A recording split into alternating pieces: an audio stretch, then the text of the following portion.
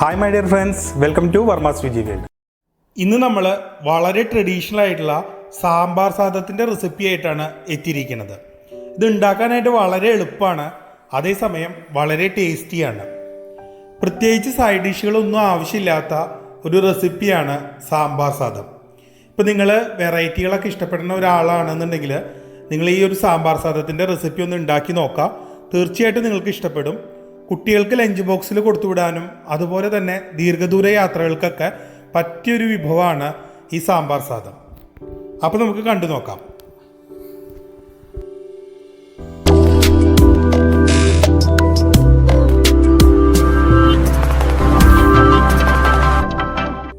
സാമ്പാർ സാദം ഉണ്ടാക്കാനായിട്ട് ഒരു ഗ്ലാസ് പച്ചരിയാണ് നമ്മളിവിടെ എടുത്താക്കുന്നത്.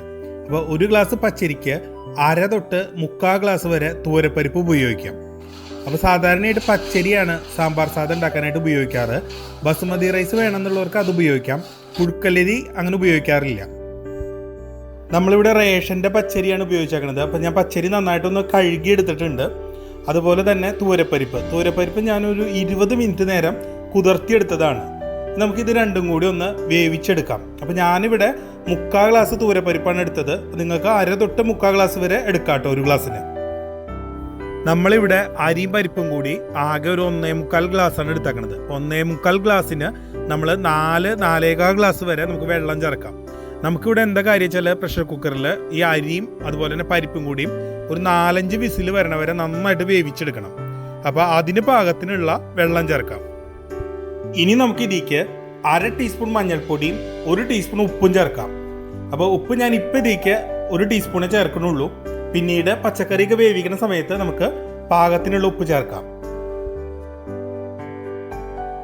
ഇനി നമുക്ക് ഈ സാമ്പാർ സാദം ഉണ്ടാക്കാൻ വേണ്ടിയിട്ട് ഒരു സാമ്പാർ പൊടി തയ്യാറാക്കാം. അപ്പോൾ സാമ്പാർ പൊടി ഉണ്ടാക്കാൻ വേണ്ടിയിട്ട് എന്തൊക്കെ ഇൻഗ്രീഡിയൻസ് ആണ് ഞാൻ ഉപയോഗിച്ചിട്ടുള്ളതെന്ന് നമുക്കൊന്ന് കണ്ടു നോക്കാം. അപ്പോൾ ഞാനിവിടെ ഒരു 14 മുളകാണ്, വറ്റൽമുളകാണ് എടുത്തേക്കണത്. അതിൽ 7 എണ്ണം എരിവ് കുറഞ്ഞ പിരിയം മുളക്, കാശ്മീരി ചില്ലിയാണ് എടുത്തേക്കണത്. അപ്പോൾ നമ്മുടെ സാമ്പാർ സാദത്തിന് നല്ലൊരു നിറമൊക്കെ കിട്ടാൻ വേണ്ടിയിട്ടാണ് ഞാനിവിടെ 7 എണ്ണം കാശ്മീരി ചില്ലി എടുത്താക്കണത്. പിന്നെ ഒരു 7 എണ്ണം സാധാരണ എരിവുള്ള മുളകാണ് എടുത്താക്കണത്. അപ്പോൾ നിങ്ങളുടെ കയ്യിൽ എരിവുള്ള മുളക് മാത്രമേ ഉള്ളൂ എന്നുണ്ടെങ്കിൽ ഒരു 10-12 എണ്ണമൊക്കെ എടുത്താൽ മതിയായിരിക്കും. ഇനി നമുക്ക് വേണ്ടത് കുരുമുളകാണ്. അപ്പോൾ ഞാനിവിടെ ഒരു 1/2 ടീസ്പൂൺ മുഴുവൻ കുരുമുളകാണ് എടുത്താക്കണത്. അതുപോലെ തന്നെ 1 ടീസ്പൂൺ കടലപ്പരിപ്പും 1 ടീസ്പൂൺ ഉഴുന്നുപരിപ്പുമാണ് എടുത്താക്കണത്. അപ്പോൾ നിങ്ങളുടെ കയ്യിൽ കടലപ്പരിപ്പ് ഇല്ല എന്നുണ്ടെങ്കിൽ നിങ്ങൾക്ക് 1 ടീസ്പൂൺ തുവരപ്പരിപ്പ്, അതായത് സാമ്പാർ പരിപ്പ് തന്നെ ഉപയോഗിക്കാം. ഇനി ഞാൻ എടുത്താക്കണത് 1 ടേബിൾ സ്പൂൺ കൊത്തമല്ലി, മുഴുവൻ മല്ലിയാണ്. അപ്പോൾ ഒരു കാര്യം പ്രത്യേകം ശ്രദ്ധിക്കുക, മല്ലി നമ്മൾ എടുക്കുന്നത് 1 ടേബിൾ സ്പൂണാണ്. കടലപ്പരിപ്പും ഉഴുന്നുപരിപ്പൊക്കെ നമ്മൾ എടുത്താക്കണത് 1 ടീസ്പൂണാണ്. പിന്നെ ഇവിടെ കാണിച്ചേക്കണ പോലെ ഒരു ചെറിയ കപ്പ് നാളികേരം ചിരകിയതും 1/2 ടീസ്പൂൺ ഉലുവയും കൂടി എടുക്കാം. അതുപോലെ തന്നെ ഒരു 2 തണ്ട് വേപ്പില. നമുക്കിതെല്ലാം കൂടി അല്പം വെളിച്ചെണ്ണ ഒഴിച്ചു കൊടുത്തതിന് ശേഷം ഒന്ന് വറുത്തെടുക്കാം. ഇവിടെ നമ്മൾ ഈ എടുത്താക്കണ ക്വാണ്ടിറ്റി കുറവായതുകൊണ്ട് തന്നെ ഓരോന്നും മൂപ്പ് അനുസരിച്ചിട്ട് വെവ്വേറെ വറുത്തെടുക്കൊന്നും വേണ്ട. നമുക്കിതെല്ലാം കൂടി ഒരുമിച്ച് തന്നെ വറുത്തെടുക്കാം. നാളികേരം മാത്രം നമുക്ക് ഇതൊക്കെ ഒന്ന് മൂത്തതിന് ശേഷം ചേർത്ത് കൊടുക്കാം. അതുപോലെ തന്നെ നാളികേരം കൊണ്ട് വല്ലാണ്ട് ബ്രൗൺ കളറ്, പുളിയുറുമ്പിൻ്റെ കളറൊന്നും ആവേണ്ട ആവശ്യമില്ല. നാളികേരത്തിൻ്റെ വെള്ളമയമൊക്കെ ഒന്ന് പോയിട്ട് കിട്ടിയാൽ മതി. ചൂടാറിയതിന് ശേഷം ആവശ്യത്തിന് വെള്ളം ചേർത്തിട്ട് നമുക്കിത് നല്ല മഷി പോലെ, വെണ്ണ പോലെ അരച്ചെടുക്കാം. ഇനി നമുക്ക് ഈ സാമ്പാർ സാദം ഉണ്ടാക്കാൻ വേണ്ടിയിട്ട് കുറച്ച് വെജിറ്റബിൾസ് എടുക്കാം. അപ്പോൾ നമ്മൾ സാധാരണ സാമ്പാർ ഉണ്ടാക്കാൻ ഉപയോഗിക്കുന്ന ഏത് പച്ചക്കറി വേണമെങ്കിലും സാമ്പാർ സാദം ഉണ്ടാക്കാൻ വേണ്ടിയിട്ടും എടുക്കാം. അപ്പോൾ ഞാനിവിടെ എടുത്താക്കണത് ഒരു 10-15 ചെറിയ ഉള്ളിയാണ്. അതിൽ വലിയ ഉള്ളികളൊക്കെ ഒന്ന് ചെറുതാക്കിയിട്ടുണ്ട്, 2 ആക്കിയിട്ടുണ്ട്. അതുപോലെ തന്നെ പിന്നെ എടുത്താക്കുന്നത് ഒരു സബോളയാണ്, ഒരു മീഡിയം സൈസ് സബോള ചെറുതായിട്ട് നുറുക്കിയതാണ്. 3 മീഡിയം സൈസ് തക്കാളി ചെറുതായിട്ട് നുറുക്കിയത്.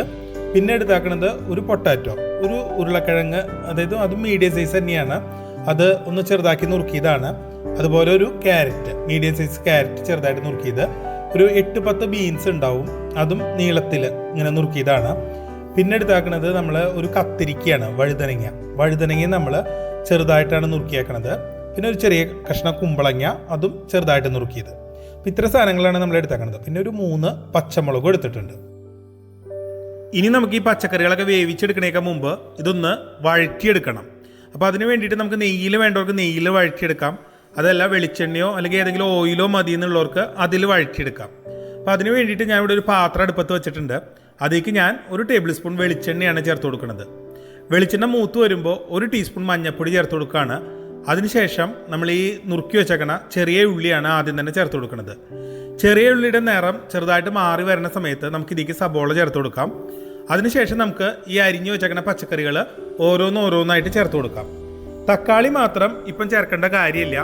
നമുക്ക് പുളിവെള്ളം ചേർക്കുന്നതോട് കൂടിയിട്ട് തക്കാളി ചേർക്കാം. പച്ചക്കറികളെല്ലാം വെളിച്ചെണ്ണയിൽ ഒരു 3-4 മിനിറ്റ് നേരം വഴറ്റിയെടുത്തതിന് ശേഷം ആവശ്യത്തിന് വെള്ളം ചേർത്തിട്ട് നമുക്കിതൊന്ന് അടച്ചു വെച്ച് വേവിക്കാം. ഒരു 10-15 മിനിറ്റ് നേരെങ്കിലും നമുക്കിത് വേവിച്ചെടുക്കേണ്ട വരും. അപ്പം അതിന് പാകത്തിനുള്ള വെള്ളം പച്ചക്കറിക്ക് ചേർക്കാം. ഇപ്പം നമ്മൾ ഈ പച്ചക്കറികളൊക്കെ വേവിക്കാൻ തുടങ്ങിയിട്ട് ഏകദേശം ഒരു 15 മിനിറ്റോളം ആയിട്ടുണ്ട്. അപ്പം നമ്മുടെ പച്ചക്കറികളൊക്കെ പാകത്തിന് വെന്തിട്ടുണ്ട്. നമുക്ക് ഇതിലേക്ക് കുറച്ച് പുളിവെള്ളം ചേർക്കാം. അപ്പോൾ ഞാൻ ഒരു നെല്ലിക്ക വലുപ്പത്തിലുള്ള പുളി കുതിരാൻ വേണ്ടിയിട്ട് ഇട്ടിട്ടുണ്ടായിരുന്നു. അപ്പോൾ ഇത് നന്നായിട്ട് പിഴിഞ്ഞ് ഈ പുളിവെള്ളം കൂടി നമുക്ക് ഇതിലേക്ക് ചേർക്കാം. പുളിവെള്ളം ചേർക്കുന്നതോട് കൂടിയിട്ട് നമുക്ക് ഈ അരിഞ്ഞു വെച്ചേക്കണ തക്കാളി കൂടി ഇതിലേക്ക് ചേർക്കാം.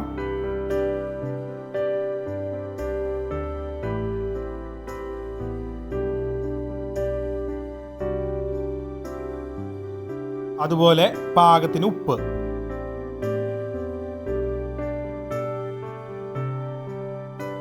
ഇനി നമുക്കിത് ഒന്നുകൂടി ഒരു 3-4 മിനിറ്റ് നേരം കൂടി ഒന്ന് തിളപ്പിച്ചെടുക്കാം. ഇപ്പൊ പുളിവെള്ളം ചേർത്തിട്ട് നമ്മുടെ സാമ്പാർ തിളക്കിണ്ട്.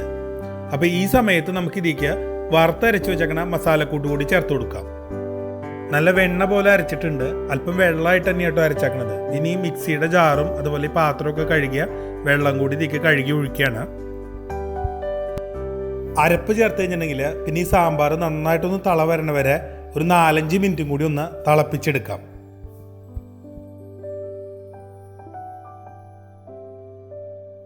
ഇനി ഞാൻ ഈ സാമ്പാറിക്ക് ഒരു 1/4 ടീസ്പൂൺ വറുത്ത് പൊടിച്ച കായപ്പൊടി കൂടി ചേർക്കുകയാണ്. പരിപ്പ് അരിയും ഞാൻ കുക്കറിൽ 5 വിസിൽ വരണ വരെ വേവിച്ചെടുത്തതാണ്. ഇപ്പോൾ പ്രഷറൊക്കെ കളഞ്ഞ് അത് ഓപ്പൺ ആക്കിയിട്ടുണ്ട്.